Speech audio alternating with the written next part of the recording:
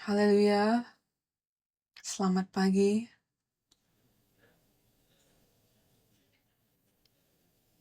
Saya sangat terberkati untuk dapat hadir di sini dan saya mau terlebih dahulu memberi ucapan syukur kepada Allah Bapa dan karena hari Tuhan yang kudus ini, karena ini adalah hari ulang tahun ke-25 gereja kami, jadi kiranya semua kemuliaan diberikan kepada Allah Bapa saja yang di surga. Terima kasih kepada Pendeta Samuel, karena telah memberikan saya kesempatan untuk berbicara hari ini. Terima kasih untuk semua hamba gereja ini yang telah bekerja dengan keras. Apakah kalian semua terberkati? Selama 3 hari ini kami sungguh-sungguh telah terberkati ya. Mereka telah memberikan kami makanan, mereka telah memberikan kami firman Allah, mereka telah melayani kami, dan apalagi yang dapat kita minta. Saya rasa 3 hari ini, saya merasa saya seperti di surga. Yang kita lakukan adalah makan makanan rohani dan makanan fisik. Dan puji Tuhan, ini seperti surga kan? Jadi hari ini kita akan merayakan hari ulang tahun ke-25 Gereja Sion. Dan Allah Bapa kita telah menabiskan gereja ini sebelum dunia bahkan dijadikan. Dan 25 tahun yang lalu, dia mendirikan gerejanya ini di sini, di Singapura. Dan setiap gereja yang sejati didirikan atas darah Yesus Kristus. Dan setiap gereja yang sejati juga didirikan dari darah, keringat, dan air mata, serta doa-doa dari banyak orang dan pengorbanan mereka. Mereka telah mengorbankan diri mereka, waktu mereka, uang mereka, usaha mereka, tenaga mereka, demi mendirikan gereja Allah. Dan gereja Sion juga demikian. 25 tahun yang lalu, Pendeta Abraham Park memiliki visi untuk mendirikan banyak gereja di seluruh dunia. Dan dia tidak ingin mendirikan bangunan yang hanya memiliki salib di atasnya. Itu yang banyak orang kira adalah gereja kan, sebuah bangunan yang ada salib. Tapi bukan seperti itu. Dia mau mendirikan gereja yang akan memberitakan firman Tuhan yang benar, rumah Allah yang sesungguhnya, di mana dan saya percaya itulah gereja Sion. Dan dia mempersiapkan ini semua karena dia tahu bahwa sebuah masa kegelapan akan datang dan akan ada banyak jiwa-jiwa yang berkeliaran di dalam kegelapan dan akan mencari terang kebenarannya, itu Yesus Kristus. Dan gereja Sion adalah tempat seperti itu.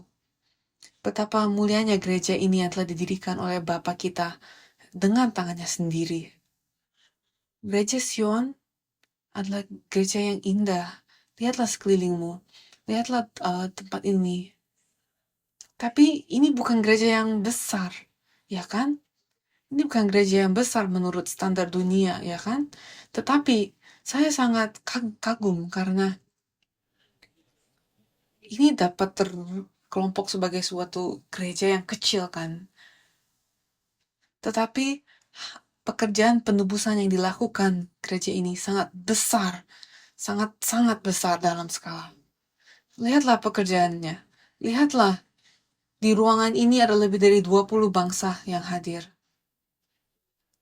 Jadi, saya sangat bahagia untuk dapat menjadi bagian dari ini, untuk dapat menyaksikan ini, dan saya yakin Bapak kita yang di surga juga bahagia dengan apa yang dihasilkan gereja ini.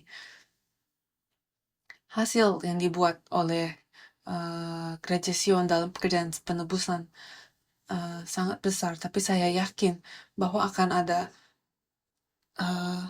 bahwa hasil yang akan datang akan lebih besar lagi. Saya yakin akan hal ini. Dan kalian semua yang berkumpul, yang mewakili bangsa kalian, kalianlah yang akan membuat efek riak itu. Karena ketika kalian kembali ke bangsa kalian, kalian akan membawa firman ini dan kalian akan menggandakan pekerjaan penebusan ini. Kalian telah dipilih Allah. Jadi tolong percayalah bahwa 3 hari ini adalah waktu Allah di mana Allah memanggil kalian dan mengisi kalian dengan firman-Nya, dan sekarang Ia mau mengutus kalian untuk kembali supaya kalian bisa membagikan firman ini. Amin. Jadi saya mau bertepuk tangan untuk Gereja Sion, untuk semua pekerjaan yang telah kalian lakukan selama 25 tahun ini. Tapi kita bukan merayakan pekerjaan manusia. Kita sedang merayakan pekerjaan Bapa kami, Bapa kita. Karena kalau kita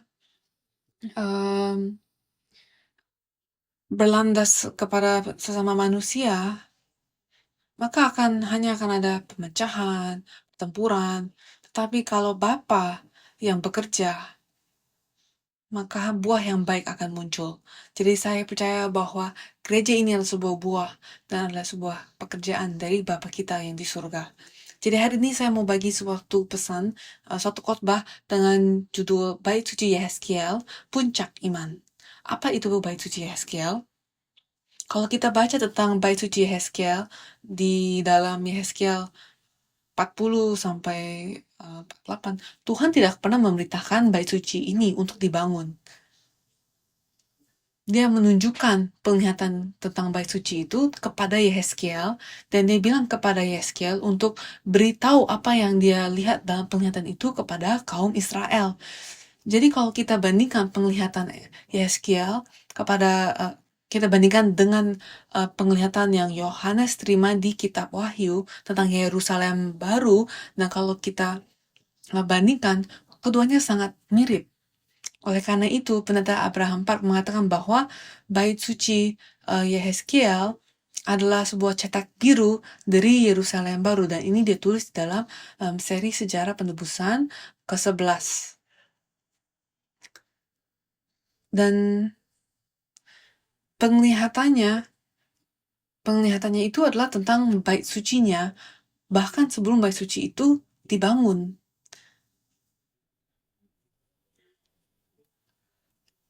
Keduanya itu, salah satu kemiripannya adalah bahwa keduanya terletak di puncak Gunung Sion, gunung rohani tertinggi, kan yang telah kita pelajari. Dan di Yehezkiel 40 ayat 2 dikatakan dalam penglihatan ilahi ke tanah Israel dan menempatkan aku di atas sebuah gunung yang tinggi sekali. Di atas itu di hadapanku ada yang menyerupai bentuk kota. Dan kita bandingkan dengan Wahyu 21 ayat 10, dikatakan, lalu di dalam roh ia membawa aku ke atas sebuah gunung yang besar lagi tinggi, dan ia menunjukkan kepadaku kota yang kudus itu, Yerusalem, turun dari surga, dari Allah. Dan Alkitab memberitahukan kepada kita bahwa Yerusalem baru itu adalah mempelai perempuan Kristus. Wahyu 21 ayat 10, di akhir ayat itu dikatakan,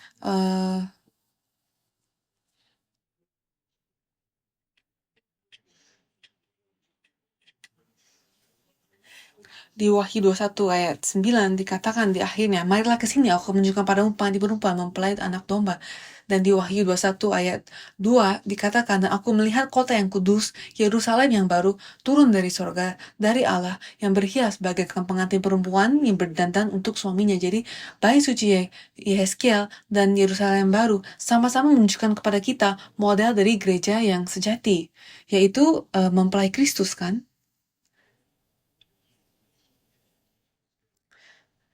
Apakah gereja adalah mempelai Kristus? Iya dan tidak. Karena kita harus perhatian. Kita harus perhatikan sungguh-sungguh. Iya, gereja sejati adalah mempelai Kristus. Tetapi juga tidak. Karena Yerusalem yang baru adalah mempelai Kristus. Dan itu ada di masa depan. Di masa depan. Jadi sekarang kita adalah gereja. Kita sedang menuju kepada hari itu untuk menjadi mempelai Kristus di hari pernikahan itu, kan, tapi kita belum sampai ke sana. Jadi kita adalah gereja yang telah bertunangan untuk menjadi pengantinnya. Di 2 Korintus 11 ayat 2 dikatakan, sebab aku cemburu kepada kamu dengan cemburu ilahi, karena aku telah mempertunangkan kamu kepada satu laki-laki untuk membawa kamu sebagai perawan suci kepada Kristus.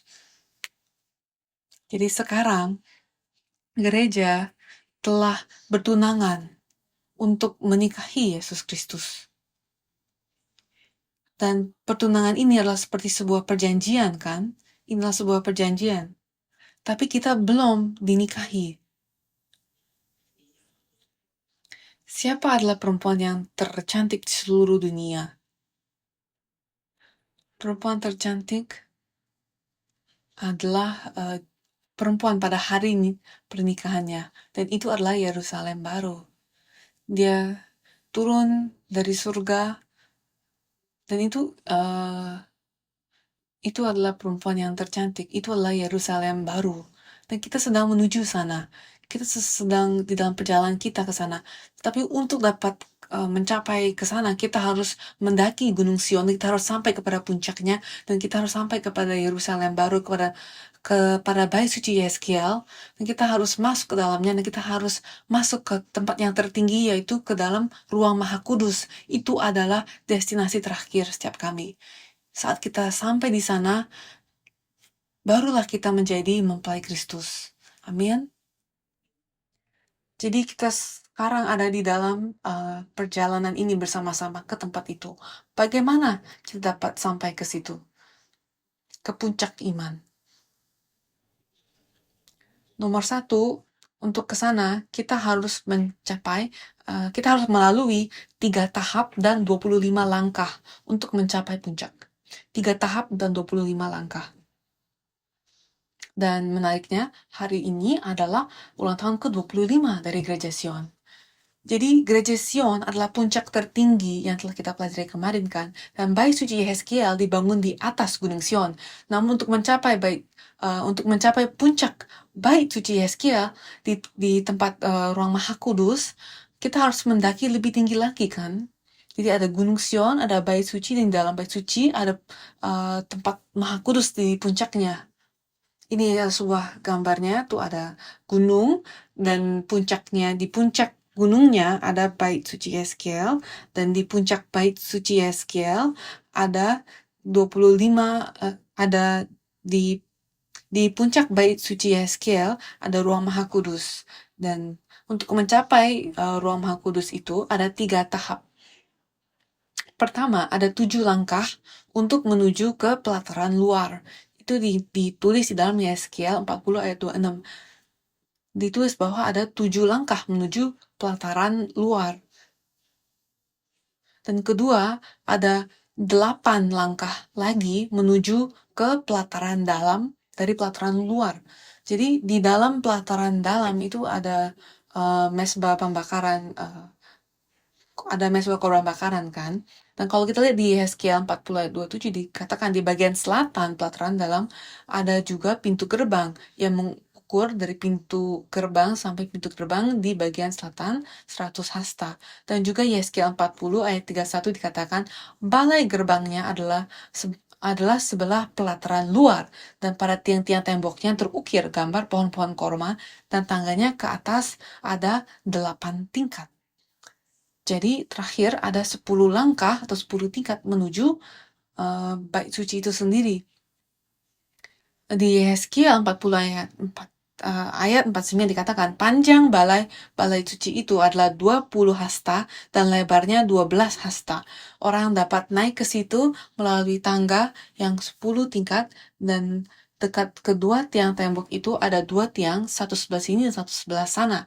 Jadi kalau kita melakukan sedikit penjumlahan, 7 ditambah 8 ditambah 10 tingkat adalah 25 tingkat, kan, atau 25 langkah, ya kan? 7 tambah 8 adalah 15, tambah 10 adalah 25. Jadi total ada 25 langkah menuju ke puncaknya. Jadi kalau kalian pikir Gunung Sion tinggi, itu belum puncaknya, karena di atas Gunung Sion ada lagi bait suci, dan bait suci ada puncaknya lagi. Jadi poin nomor 2, apa makna sejarah penebusan dari 3 tahap dan 25 langkah? 3 adalah angka yang sangat penting dalam Alkitab. Banyak hal terjadi dengan angka 3. Sebagai contoh,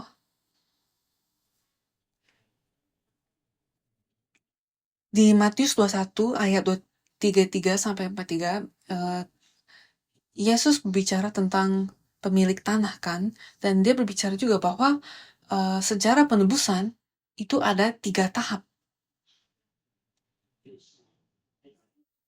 Dan Yesus menyimpulkan seluruh sejarah penebusan di dalam 3 masa atau 3 tahap. Dan kalau kita pelajari sejarah penebusan, bait suci pun sangat penting kan. Dan sekarang kita lagi pelajari bait suci Yeskiel kan. Ada beberapa jenis bait suci yang berbeda.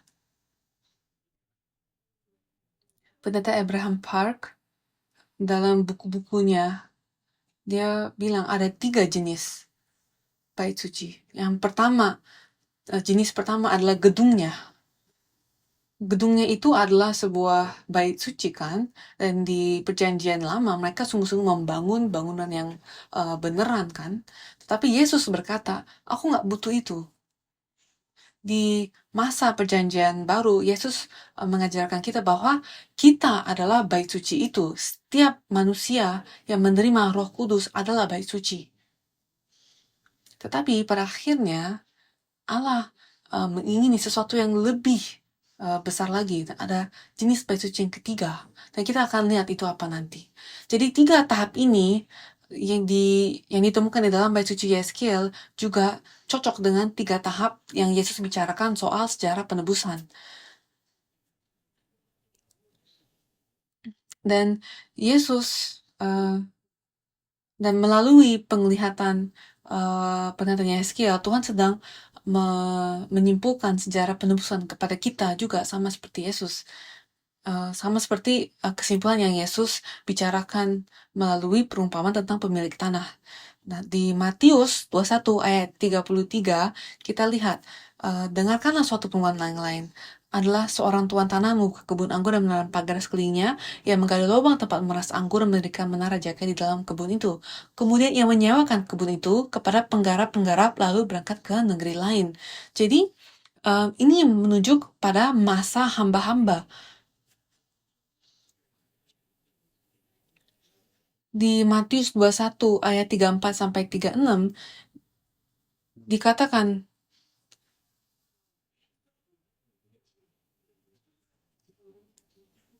ketika hampir tiba musim petik, ia menyuruh hamba-hambanya kepada penggarap-penggarap itu untuk menerima hasil menjadi bagian. Tetapi penggarap-penggarap itu menangkap hamba-hambanya itu, mereka memukul yang seorang, membunuh yang lain, melempari lain pula dengan yang batu. Kemudian Tuhan itu menyuruh pula hamba-hamba yang lain, lebih banyak daripada yang semua, tetapi mereka pun diperlakukan sama seperti kawan-kawan mereka. Masa hamba-hamba ini menuju kepada masa perjanjian lama. Dan kemudian selanjutnya di Matius 21 ayat 37 sampai 39 dikatakan akhirnya ia menyuruh anaknya kepada mereka, katanya, anakku akan mereka segani. Tetapi ketika penggarap-penggarap itu melihat anaknya itu, mereka berkata ke seorang kepada yang lain, dia adalah ahli waris, mari kita bunuh dia supaya warisan menjadi milik kita. Mereka menangkapnya dan melemparkannya keluar kebun anggur itu lalu membunuhnya. Jadi ini adalah masa anak, yaitu masa perjanjian baru. Dan terakhir, kita lihat di Matius 21 ayat 40-43, maka apabila tuan kebun anggur itu datang, apakah yang akan dilakukannya dengan penggarap itu? Kata mereka kepadanya, ia akan membinasakan orang-orang jahat itu, dan kebun anggurnya akan disewakannya kepada penggarap-penggarap lain, yang akan menyerahkan hasilnya kepada kepadanya pada waktunya. Dan kalau kita lihat, ini adalah masa pemilik kebun itu, yaitu masa Bapa, yaitu masa akhir zaman. Dan pertama kita lihat di masa pertama, masa perjanjian lama, yang kita bandingkan dengan bait suci Yeskiel. Kita harus naik 7 tingkat kan, ada 7 langkah di masa pertama kan. Dan angka 7, kenapa ada 7 langkah? Karena di masa perjanjian lama, yang ditandai dengan angka 7 atau 7 langkah, itu karena aktivitas dasar dari iman mereka adalah memelihara hari Sabat, yang merupakan hari ke-7. Jadi angka 7 itu menandai masa perjanjian lama. Dan di masa ini, di era ini, Tuhan membangun bait suci sebagai suatu struktur bangunan fisik. Tapi mau seindah apapun bangunan fisiknya itu, kalau tidak ada penyembah yang sejati, tidak ada firman yang sejati, maka Tuhan tidak akan tinggal di sana. Tuhan bilang kan di Kisah Para Rasul 7 ayat 48, tetapi yang Maha Tinggi tidak diam di dalam apa yang dibuat oleh tangan manusia, seperti yang dikatakan oleh Nabi. Jadi itu adalah tahap pertama.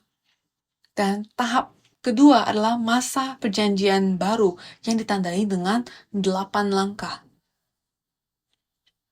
8 langkah di Bait Suci Yehezkiel.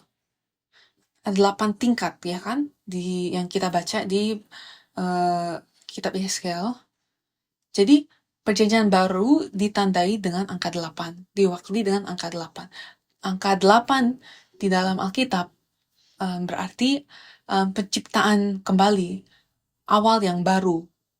Allah itu istirahat di hari yang ketujuh kan, di dalam Kisah Kejadian. Tapi ketika Yesus datang, ia disalibkan pada hari Jumat dan dia bangkit pada hari setelah Sabat kan, yaitu pada hari ke-8.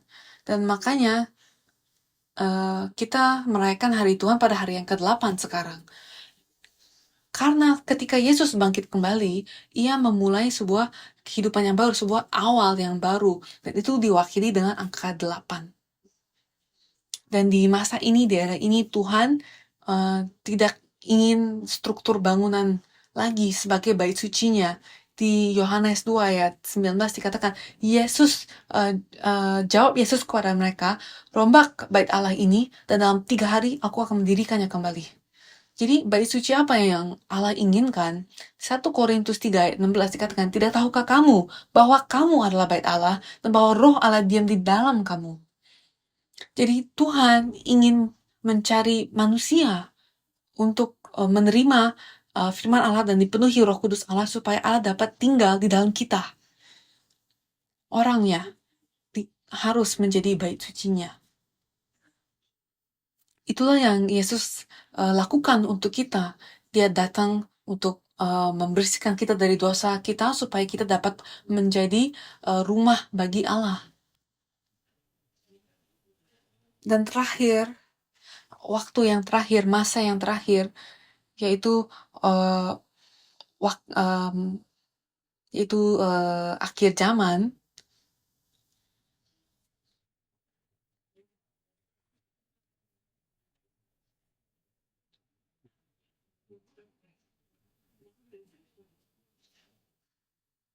Masa akhir ini adalah tahap ketiga.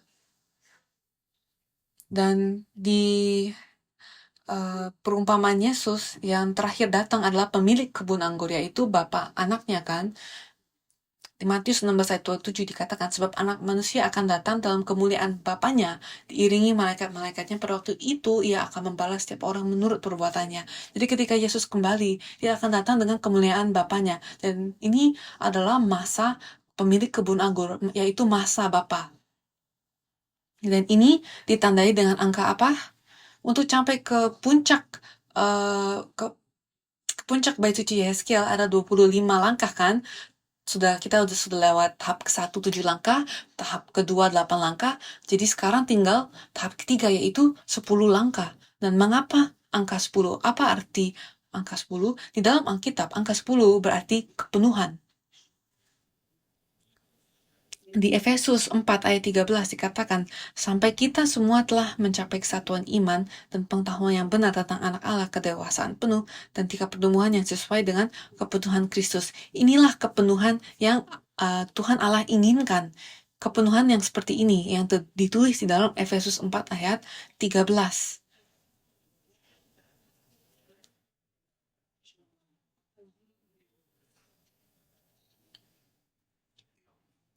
Inilah tempat yang Tuhan ingin kita capai, puncak yang Tuhan ingin kita capai, suatu kesatuan iman dan pengetahuan yang benar tentang anak Allah.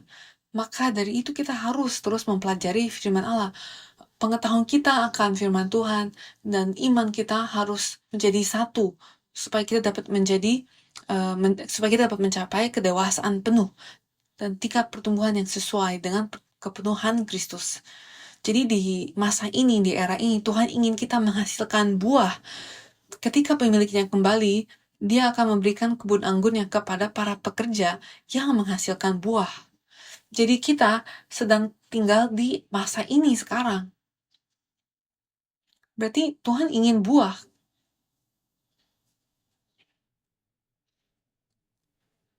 Di masa ini, Tuhan ingin menyelesaikan bait suci terakhirnya, yaitu bait suci Yehezkiel.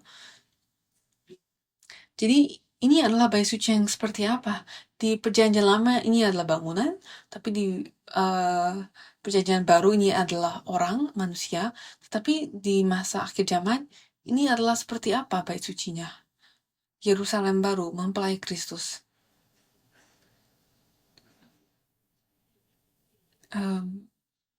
Bait suci ini adalah komunitas perjanjian.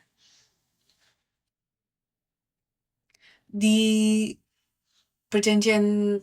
masa perjanjian baru setiap orang menjadi sebuah bait suci kan.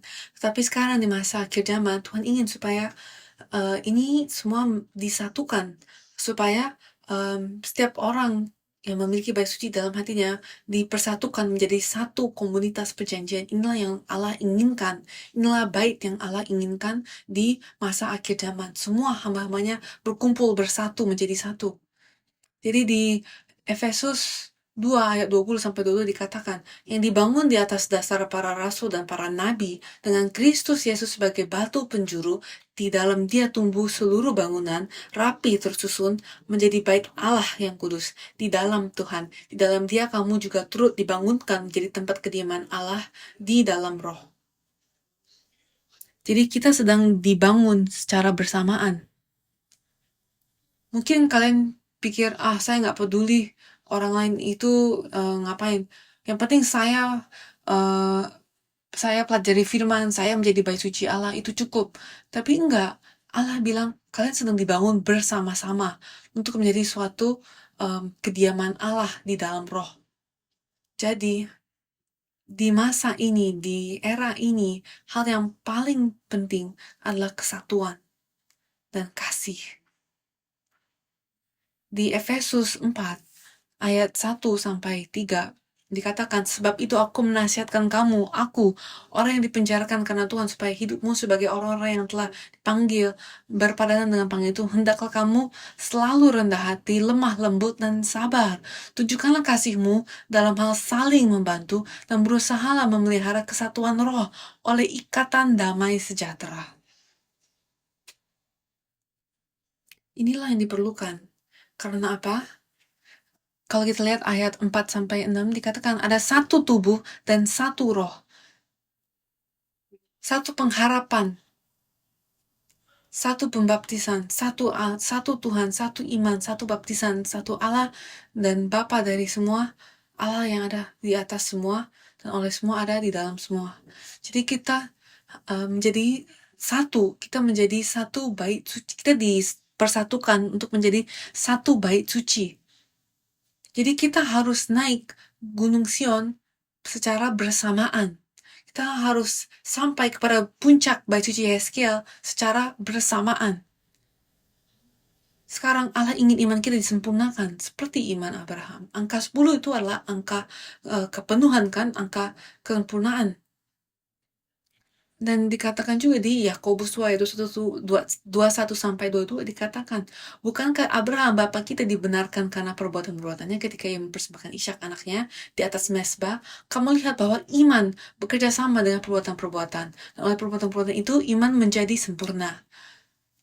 Jadi untuk diselamatkan kita harus percaya kepada Yesus kan. Jadi kita tidak perlu apa-apa lagi. Oleh iman di dalam Kristus, kita semua telah diselamatkan. Amin. Jadi kita sudah terima keselamatan. Tapi apa yang dikatakan di ayat ini adalah setelah kalian menerima keselamatan secara gratis, kalau kalian bersyukur untuk pemberian keselamatan itu, maka dari rasa syukur kalian sekarang melayani Tuhan. Ini bukan suatu syarat.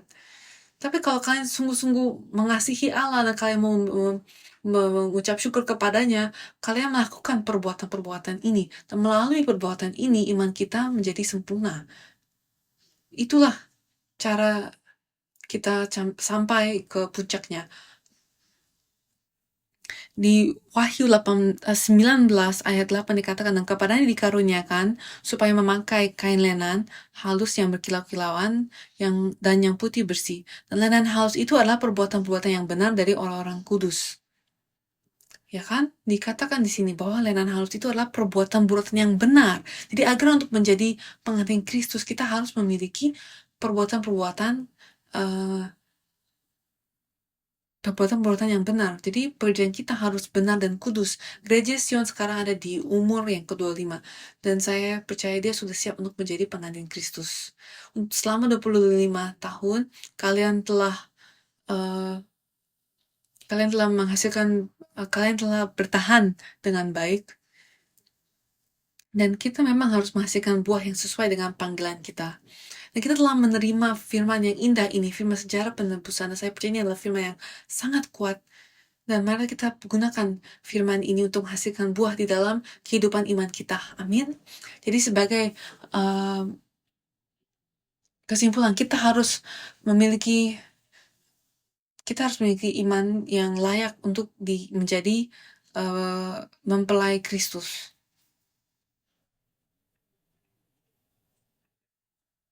Marilah kita menjadi gereja yang layak untuk disebut mempelai Kristus. Di Amsal 31 ayat 10 dikatakan, istri yang cakap siapa yang dapat mendapatkannya, ia lebih berharga daripada permata. Saya percaya ayat ini sedang berbicara soal pengantin Kristus, yaitu gereja. Sebagai contoh, pengantin seperti apa yang Yesus inginkan? Ayat 15 dikatakan, ia bangun kalau masih malam, lalu menyediakan makanan untuk seisi rumahnya, dan membagi-bagikan tugas kepada pelayan-pelayannya perempuan. Jadi Yesus mencari seorang pengantin yang akan memberi makan kepada orang umatnya pada waktu yang benar, dengan makanan yang benar. Lukas 12 ayat 40 mengatakan hal yang serupa. Jawab Tuhan, jadi siapakah pengurus rumah yang setia dan yang bijaksana yang akan diangkat oleh tuannya menjadi kepala atas semua hambanya untuk memberikan makanan kepada mereka pada waktunya? Jadi pada masa perjanjian lama, ada firman yang sesuai untuk masa perjanjian lama. Dan pada masa perjanjian baru, ada firman yang sesuai untuk itu. Dan pada masa akhir zaman ada firman yang sesuai juga, yaitu sejarah penebusan. Dan di Amsal 31 ayat 17 dikatakan, ia mengikat pinggangnya dengan kekuatan, ia menguatkan lengannya. Inilah perempuan yang Yesus sukai, perempuan yang kuat.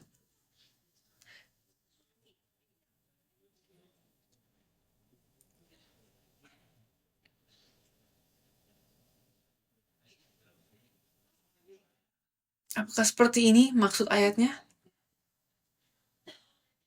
Seperti gambar ini, zaman sekarang banyak perempuan ingin kurus ya, tapi ini yang Yesus ingin ini. Ya, mengikat pinggangnya dengan kekuatan. Coba kita lihat Efesus 6 ayat 14. Jadi berdirilah tegap, berikat pinggangkan kebenaran, dan berbaju zirahkan keadilan. Jadi kita harus mengikat pinggang kita dengan kebenaran, yaitu firman Allah, dan itulah yang akan menjadi kekuatan gereja.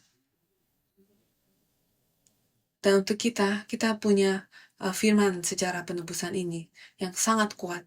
Dan di Amsal 31 ayat 22 juga dikatakan tentang pengantinnya. Ia membuat bagi dirinya permadani, lenan halus, dan kain ungu pakaiannya. Dan kita lihat di Wahyu 19 ayat 8 juga hal yang mirip dikatakan. Dan kepadanya diberikan pakaian lenan halus yang cerah dan bersih, karena lenan halus itu adalah perbuatan-perbuatan orang kudus. Jadi pakaian ini adalah perbuatan-perbuatan yang benar. Dan ini adalah ciri-ciri ketiga ini adalah yang harus dimiliki oleh pengantin Kristus. Dan inilah yang harus kita miliki. Dan kita lihat di Amsal 31 ayat 30. Kita semua yang hadir di sini dengarlah. Inilah yang harus kita Inilah yang harus kita ingat baik-baik. Kemolekan adalah bohong dan kecantikan adalah sia-sia. Tetapi istri yang takut akan Tuhan dipuji-puji. Amin. Kita harus takut akan Tuhan. Itu yang Tuhan ingin dari gerejanya. Untuk dipenuhi oleh rasa takut akan Tuhan. Jadi saya percaya bahwa gereja Sion adalah gereja yang seperti ini. Gereja yang cocok untuk menjadi pengantin Kristus. Terima kasih untuk semua usaha yang keras yang telah kalian lakukan. Saya yakin Allah sedang merekam setiap pekerjaan kalian. Karena dia tidak akan lupa. Dan kalian pasti akan diberkatinya. Dan ini adalah ayat yang mau saya berikan kepada setiap anggota gereja Sion, yaitu 1 Korintus 15 ayat 58. Karena itu, saudara-saudaraku yang kekasih, berdirilah teguh, jangan goyah, dan giatlah selalu dalam pekerjaan Tuhan. Sebab kamu tahu bahwa dalam persekutuan dengan Tuhan, jerih payahmu tidak sia-sia. Setiap jerih payahmu di dalam Tuhan tidak sia-sia. Kalian akan dibalasnya dengan besar. Amin. Marilah kita berdoa. Allah Bapa, terima kasih untuk kasih karunia-Mu. Kami mengucap syukur kepadamu untuk gereja Sion yang telah Engkau dirikan 25 tahun yang lalu.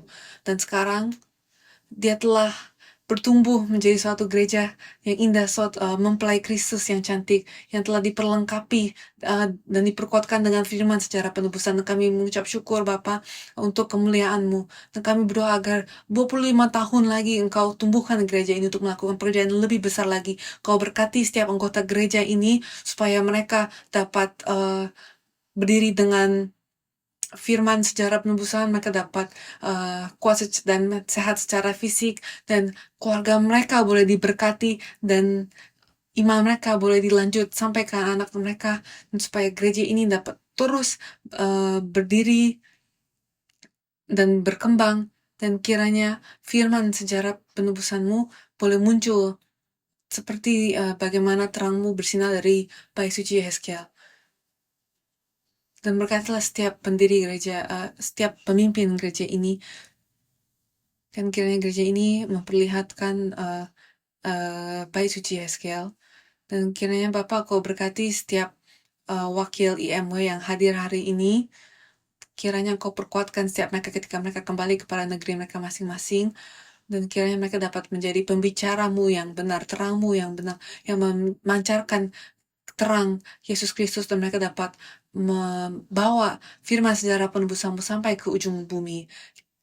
Jagalah mereka secara fisik, dan kiranya Engkau jaga hati mereka dengan roh-Mu, supaya mereka tidak ke kanan atau ke kiri, tapi mereka terus berjalan bersama-Mu di dalam jalan kebenaran yang telah Engkau persiapkan kepada mereka. Dan kiranya mereka berjalan berpegang kepada firman-Mu saja. Dan terima kasih untuk acara ini. Kami memberikan kepada-Mu seluruh kemuliaannya. Dan kami berdoa di dalam nama Tuhan Yesus Kristus. Amin.